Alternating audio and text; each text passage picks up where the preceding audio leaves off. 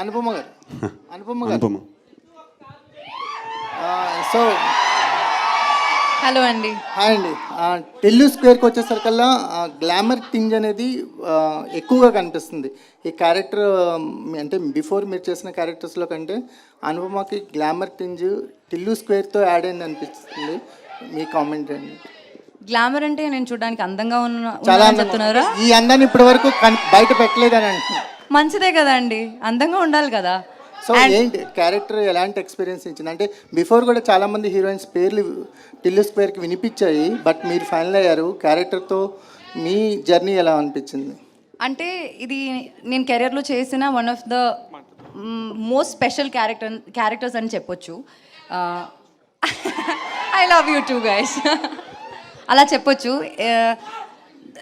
ఇప్పుడు దాకా like past 3 years నుంచే నేను ఎక్స్పెరిమెంట్ చేయడం నా కెరియర్లో, డిఫరెంట్గా క్యారెక్టర్స్ చేయడం అవన్నీ స్టార్ట్ చేశాను.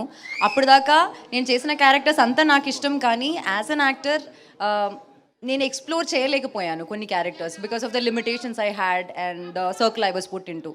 సో ఒక యాక్టర్గా నేను ఎక్స్ప్లోర్ చేయాల్సిన ఒక ఏరియా అనమాట, అది ఎక్స్ప్లోర్ చేయడం ఇక్కడ జరిగింది.